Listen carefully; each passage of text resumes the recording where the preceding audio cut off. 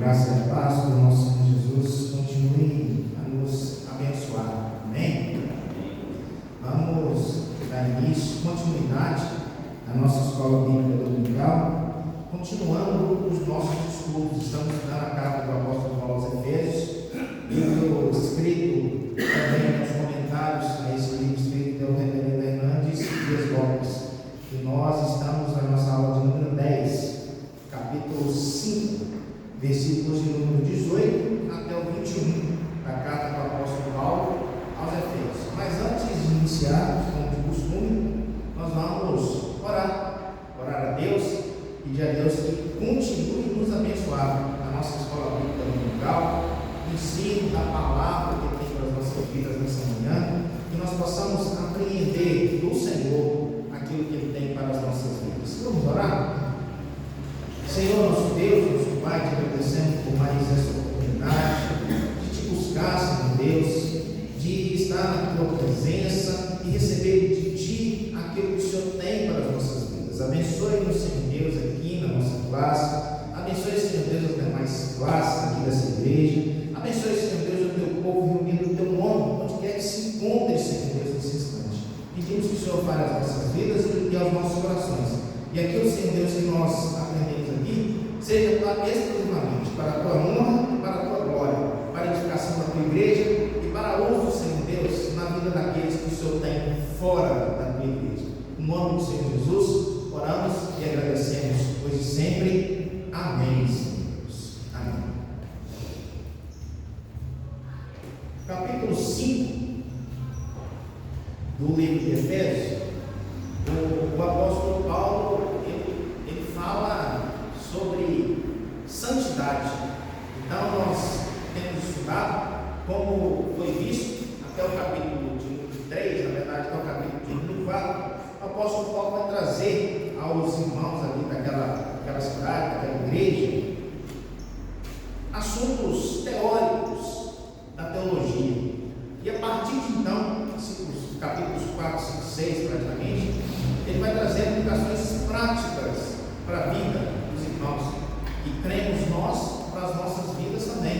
Os assuntos tratados aqui são assuntos pertinentes à vida da igreja. Essa carta foi escrita com essa finalidade, né? De corrigir, de orientar a igreja de Éfeso. Nós cremos também a igreja florestal na atualidade. A palavra do Senhor, ela se faz atual às nossas vidas. E no final do capítulo 4 e no capítulo 5, há aqui para nós algumas orientações a respeito disso que é o nosso objetivo, né? Até o Ministério do Louvor, nós cantamos aqui agora, né? A respeito da santidade, né? Santo, santo, santo, né? O Senhor nosso Deus. E nós também devemos buscar santidade. E no capítulo, na aula anterior, né?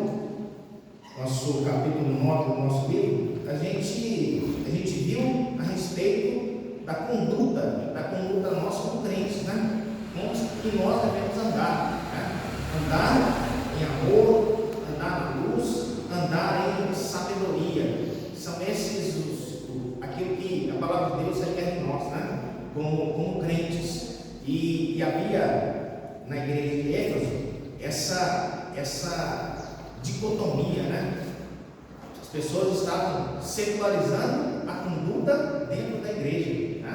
E a sociedade de Éfeso era dessa forma, né? Uma sociedade altamente perniciosa. E o apóstolo Paulo vai falar sobre isso, né? Os dois principais temas que ele toca em relação a essa igreja é isso, né? A lascívia e a língua, falar desenfreado. É esse o contexto que ele escreve para aquela igreja. E depois de falar sobre isso, né, ele nos coloca numa posição, né? Na verdade, faz uma crítica em relação à conduta errada e nos faz um desafio em relação a buscar andar de acordo com a palavra de Deus que requer de nós, na luz, na sabedoria e em amor, né? Esse é o nosso desafio que se apresenta para nós, né? E o capítulo 5, versículo 3 até o 17, a aula passada, né? Nós vimos aqui, né? O fruto da luz e as obras das trevas.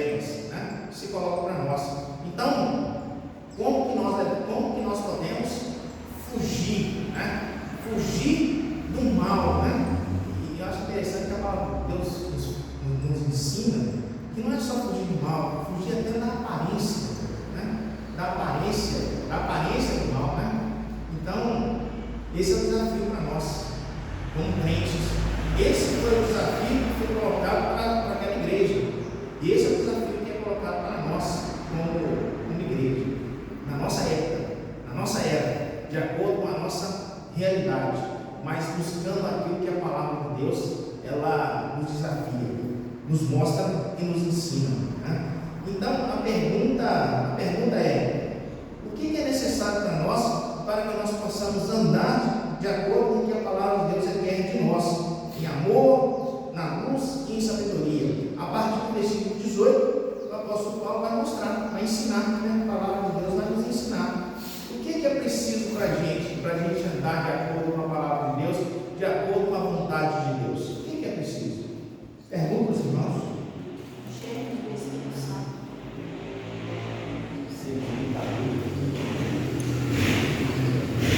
Isso, né? Aula passada. Imitadores de Cristo. É isso? E que a irmã Lili disse aqui, né? E agora, como é que nós vamos fazer para que nós possamos ser imitadores de Cristo? Nós temos que ser cheios do Espírito Santo.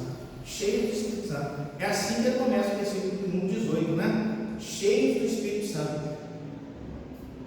E para nós, né? Vamos trazer isso de forma prática para as nossas vidas hoje.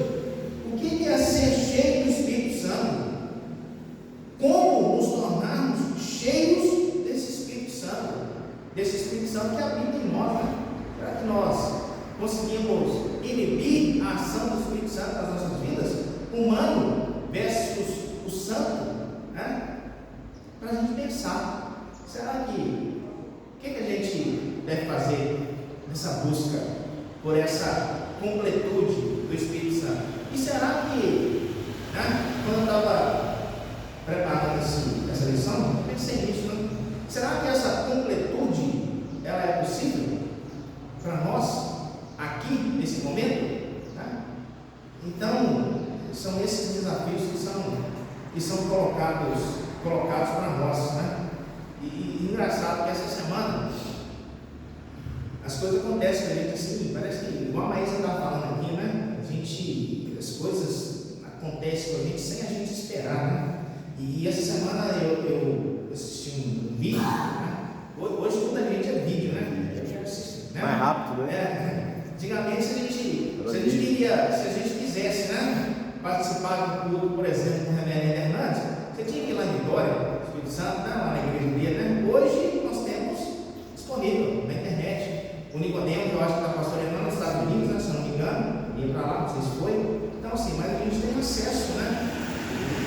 Eu fui um desses dois, como pastor, é um pouco polêmico, mas assim, gosto de algumas ideias dele, né? Não vou falar o nome dele aqui, né? Mas me tirou dúvidas, né? Fala assim, o Márcio é pastor, o Márcio não tem dúvida de nada. Não, pelo contrário, tem muitas dúvidas, né? O Alves é um crente experiente, Vicente, né? Nós temos muitas dúvidas, coisas que às vezes, né, é o nosso coração. Tem que a gente vê assim, eu acho que assim, as coisas mais interessantes no mundo, isso aí eu já aprendi para mim, né? Isso é para a minha vida. As coisas mais interessantes no mundo são as coisas simples. E assim, e as coisas mais difíceis da gente enxergar são as coisas simples, né? Quando o homem inventou a roda, né? Isso aí eu já vi algumas histórias, não sei se é muito verdade, mas eles fizeram uma roda quadrada, né? Ficava redonda, jogava fora. Não serve mais, né? Olha só, até que viu que a redonda era muito melhor que a quadrada, né? Então, assim, a gente precisa entender as coisas assim. Uma das coisas assim, que me fascinam, né? No mundo, o semáforo. Como assim o semáforo? O semáforo é de uma inteligência tão grande, né? Tão grande. Você imagina assim, numa cidade igual Belo Horizonte, né? Perto de nós aqui, sem semáforo. E uma coisa tão simples: 3 luzes, não sabe de duas, mas 3 luzes, o verde e o vermelho. Vai parar, o outro vai vir, vai passar. Organiza uma cidade. Ele diz assim, né? Talvez há 30 anos atrás, há 50 anos atrás, não tinha necessidade, mas imagina hoje. Que é o cidade dessa sem semáforo, né? Eu fiz eletrônica na década de 90 e assim, né? Fiz um projeto sobre isso. Que coisa fascinante e a simplicidade, 3 luzes, né? E quem pensou nisso aí? Sei lá quem inventou o semáforo, mas foi uma genialidade que não tem tamanho de genialidade. Então, as coisas simples são as coisas que nos fascinam e que mudam a humanidade. As coisas simples mudam a humanidade, né? Estava vendo outro dia, lá em Campinas, tem um laboratório, não sei se talvez o Alves tenha ouvido falar disso aí, né? É da ciência, né? Tem um laboratório lá, eles tentam o que eles fizeram, não tenta não. Ele simula a condição do vácuo, né? É gigante, né? E para fazer as experiências lá, parece que só tem 2, no mundo só tem 2 desse aí. E assim, coisa fantástica, né? Os testes que eles fazem lá. Mas assim, qual é o acesso das pessoas a isso aí? É muito pouco, são poucas pessoas que vão ter acesso a isso aí, né? E assim, para descobrir as coisas, né? Eles vão descobrir coisas fantásticas lá que nós vamos estar usando daqui a 20 anos, daqui a 30 anos. Mas assim, as coisas que mudam a nossa vida hoje são as coisas simples. E talvez, né? Estão aqui diante de nós e nós ainda não descobrimos essas coisas da simplicidade que mudam as nossas vidas. E o que eu ouvi é algo que mudou a minha vida, né? Porque hoje a gente tem discutido muito sobre isso, né? Do sagrado e do profano. Hoje a discussão nossa é essa, o sagrado e o profano. As igrejas hoje discutem isso, o sagrado e o profano. E assim, né? E o pastor coloca isso de uma forma assim, simples e inteligente, né? Fala assim, a igreja, ela é sagrada, né? A igreja, a gente fala o templo, é sagrado. O bar, né? Para nós mineiros, o boteco, lá é profano. Então, o crente tem que estar no sagrado. O profano não é para o crente. Não é assim que a gente aprende? Não é assim que a gente entende? Mas o que ele disse é o seguinte: a Bíblia não fala isso, a Bíblia não ensina isso. Mas será que não?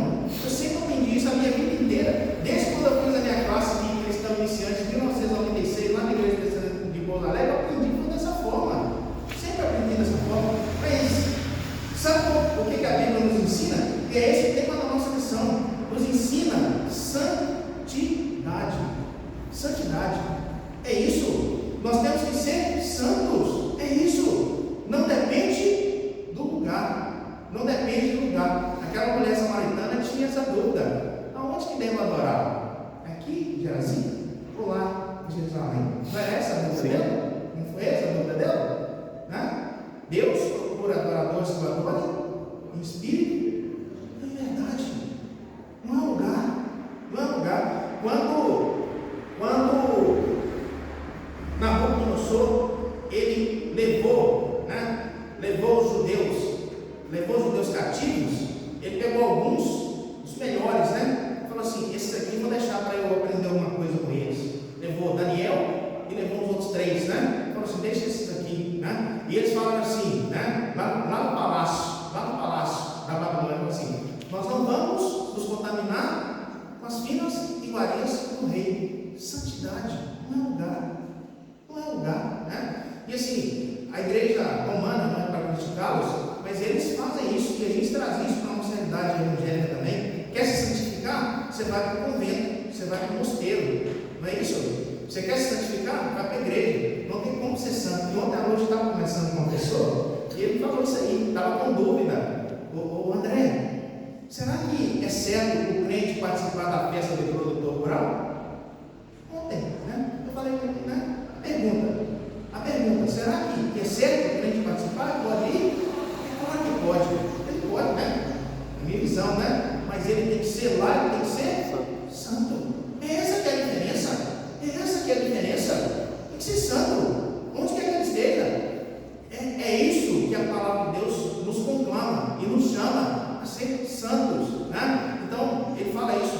E um tempo atrás, uns 2 anos atrás, só esse tinha aula, eu assisti um vídeo de uma assim, é interessante ver as ex-pessoas, né? Os ex, né? Os ex vão falar a verdade. Os ex vão falar a verdade, né? Eles vão falar a verdade.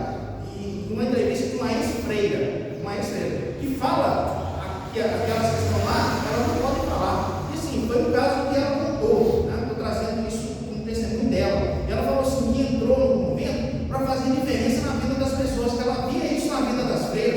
morar numa comunidade, assim, eu quero entrar no convento para fazer diferença na comunidade, no meio da comunidade. Maravilhoso, e é esse o sentido mesmo, está certo. E quando ela passou 10 anos lá, ela viu que ela não podia fazer isso, porque um dia, no convento, isso é a história dela, né? O convento daquele de São Paulo, lá não sei qual, mas assim, eu ouvi ela falar, assim, elas faziam pão para vender no convento, fazia pão, vendia na rua, o dinheiro para sustentar o convento, certíssimo, tem gasto no convento, então elas faziam para vender. E um dia, uma criança pediu para ela um pão na rua, e ela, com o pão para vender, deu o pão pro menino. Chegou no convento, a freira superior colocou de castigo. Por que você deu o pão? Não era para dar, não era para vender, né?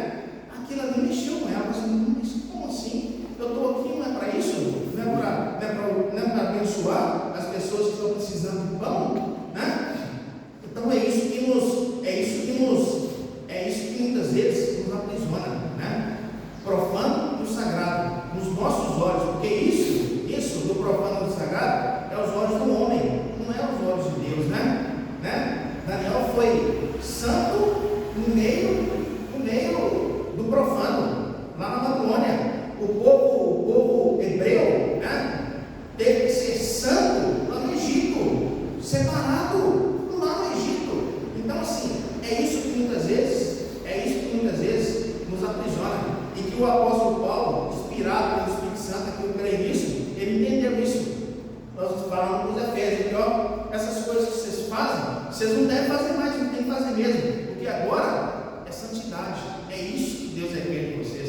Aqui, capítulo 4, né, termina, do capítulo 5, né? Cheios do Espírito Santo, onde quer que nós estejamos, cheios do Espírito Santo. É esse o desafio que se coloca para nós hoje, né? Ontem, né? Estava cansado, não tinha programado fazer uma coisa diferente, para descansar, né? Aí fui lá para Itanã assistir um jogo de futebol, assim, será que isso é sagrado ou é profano? Isso assim, muitas vezes isso aperta a gente, né? Eu tinha esquecido, aí quando eu estava voltando aqui, os meninos estavam aqui na reunião de oração, esqueci da reunião de oração, né? Aí que a culpa vem mais pesada ainda, né? Mas às vezes a gente precisa disso, não é santo, mas é necessário para mim, para eu extravasar, sair da minha rotina, né? É esse o caminho que a gente deve seguir, é isso que a palavra de Deus, é isso que a palavra de Deus nos ensina, né? Exortação à santidade, santos. Desculpa, Alves, você demora. Ô, André, você estava falando, eu estava meditando esse dia, porque dessas igrejas evangélicas, nesse mês, fizeram festas comemorativas essas festas de junino. Só vou te atrapalhar, mas é isso. Então, se fazem na igreja é santo, é isso, exatamente. Aí, deixa eu falar, é igual quando nós temos aqui, né? Até filhos de evangélicos vestindo seus filhos de bruxas, de Halloween. Isso, é verdade. Aí a pessoa não procura saber a origem daquilo. Na realidade, os celtas e os ministros que começaram nessas festas. As festas eram na colheita e eles queimavam os filhos vivos nas fogueiras. Aí veio Constantino. O que acontece com Constantino? Ele, para acabar com a perseguição em cima da igreja, naquele tempo, ele pega e misturam essas festas que eram feitas. Né? A festa de Halloween, mesmo todo mundo acha que é americano, não era. Eram os celtas que chegavam nos túmulos antes dos dias dos mortos, eles acreditavam que os mortos viriam com os demônios, e os demônios, para não assustar cada casa, eles colocavam doces nos túmulos. E eles falavam, doces ou diabura, que eles interpretam errado aqui, que é doce ou travessura, não é. É doces ou diaburas, por isso todo mundo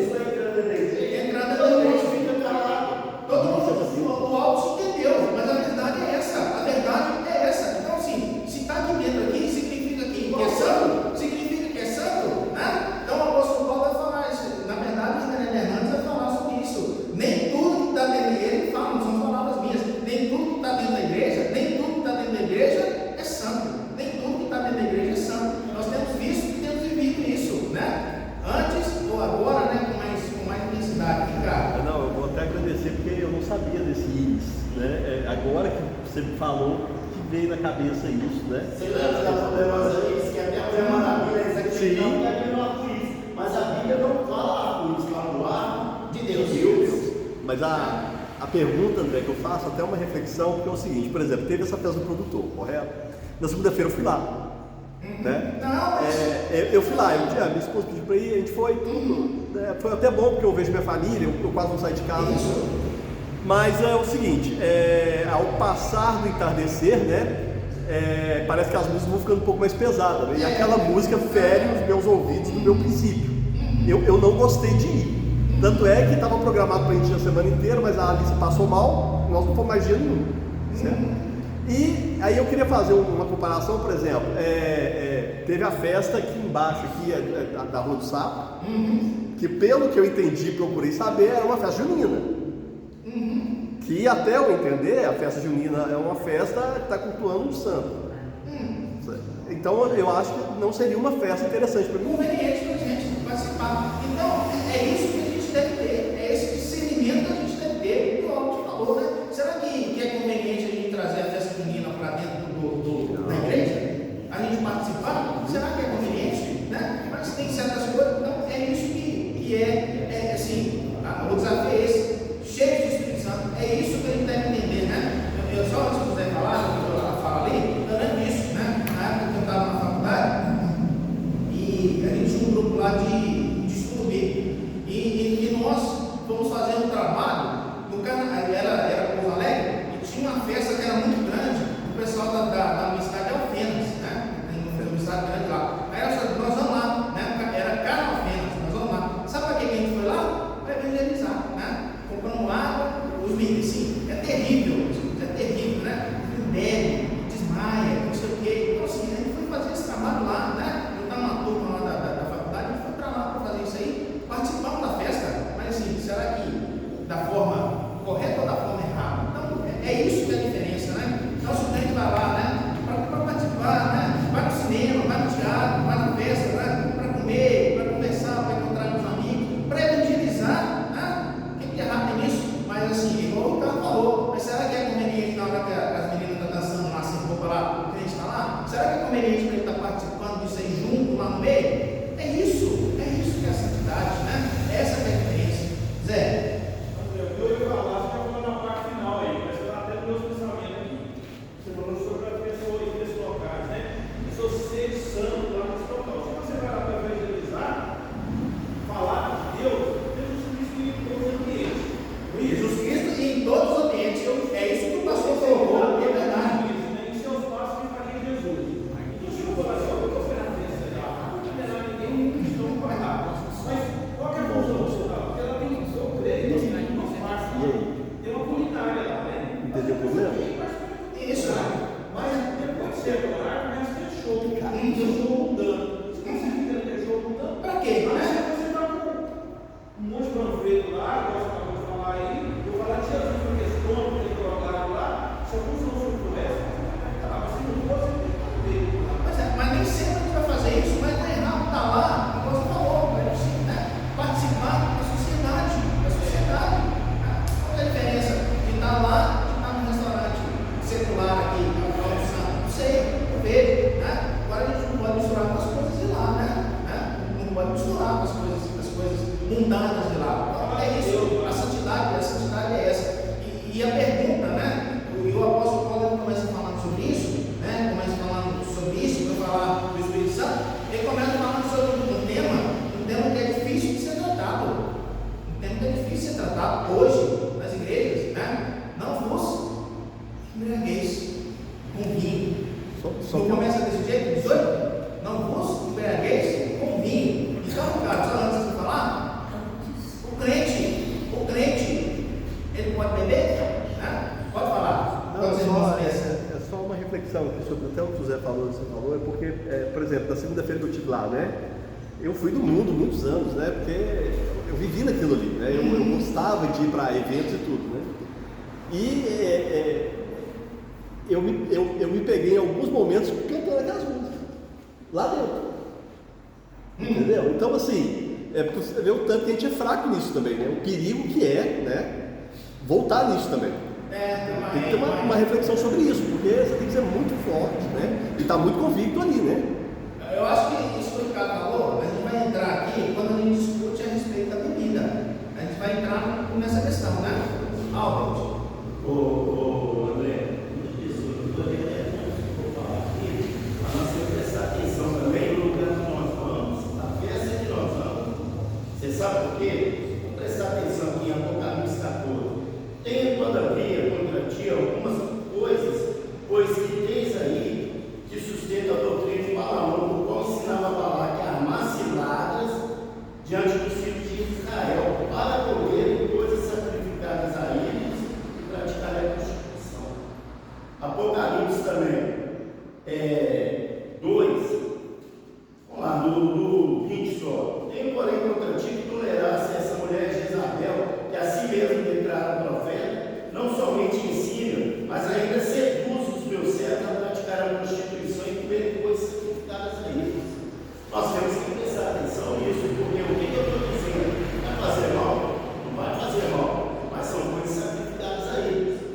Mas ó, eu te pergunto assim, né? Isso assim, uma festa, talvez uma festa junina, isso é mais fácil de ver. Mas e aqui fora aqui? Você compra numa loja dessas aqui, aí você sabe que talvez ela está comprando coisa numa loja que é consagrada a ele. Então, o que contamina não é o que vem de fora. Não fala isso. Mas eu tenho uma palavra para Corinto. Ao chegar numa vez e comprar qualquer coisa, não pergunte a procedência. Porque se você souber a procedência, você virar e ver, você está em pecado. Por isso que ele fala, não perguntar a procedência. Por quê? Eles matavam os bois, chamavam uma doutrina que era taurofobia. Eles matavam os bois, banhavam-se no sangue e vendiam a carne na feira. Por isso que o apóstolo Paulo fala isso. Você entendeu? Ao chegar no lugar, compra a carne sem perguntar a procedência. Porque uma coisa é você saber que aquela coisa é sacrificada a um demônio e você está comendo. Outra coisa, você chegou ali e deu graça. Pô, não tem nada a ver. Então, isso que o Alto está falando, a gente vai entrar nesse próximo ponto aqui. No próximo ponto. Que o apóstolo começa falando justamente sobre isso, né? Não os embriagueis com o vinho. Mas então, assim, trazendo. Agora não é carne mais, é o vinho, né? E aí, o cristão, ele pode beber? Na verdade, assim, nem a questão se pode. Ele deve beber? Deve beber? Não, Vicente? Dever não, mas só dele pode, mas dever não. E por que ele não pode? Por que ele não deve? Só um, deixa que você fala. Beber no caso de embriagado. Não você beber, por exemplo, alcohol, você toca um vinho ali, não tem problema. Não tem problema. Agora, é dever ser fazer isso? Não, não é dever. Você quer, mas não é dever. Pois é. É essa a questão, né, Zé Vicente? Antes tem cheios do Espírito Santo. Pois é. Mas assim, pode beber? Pode beber? Então, é essa a questão, né? É essa a questão, né? Não fora, né? Não proíbe. Livre. Todas as coisas que são, Lícito. Mas nem todas me convêm. Emerson.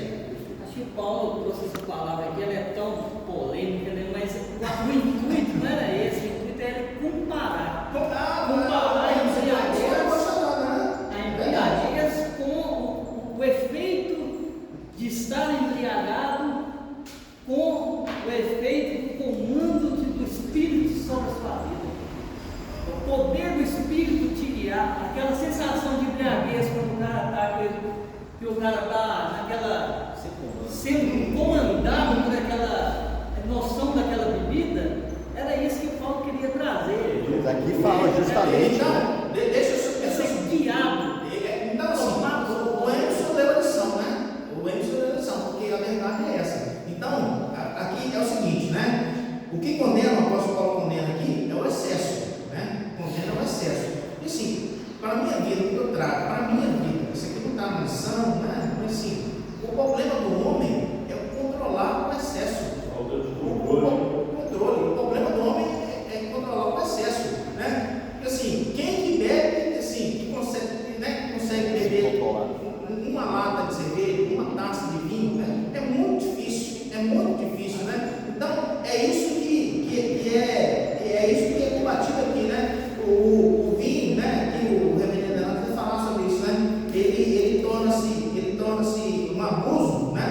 que é condenado aqui, quando ele vai descamba para o excesso, né? Ele torna um abuso quando o indivíduo passa a ser dominado por ele, né? E o outro caso aqui, né? O vinho torna-se um abuso quando essa prática ofende a consciência fraca de outro crente. É o que o nosso irmão Vicente falou ali, né? O uso do vinho torna-se um abuso quando o testemunho, quando vê o testemunho cristão na comunidade, portanto, não glorifica a Deus, né? Está sendo pedra de tropeço para outros. O uso do vinho é um abuso quando há dúvida na mente do cristão. Há dúvida na mente do cristão em relação àquilo. É o que o Alto está falando ali, que o Alto trouxe ali, né? Aquilo ali vai trazer dúvida para mim. Ah, essa sacrificado para ídolos, ou é inconveniente para mim. Então, se trouxe dúvida, não faça.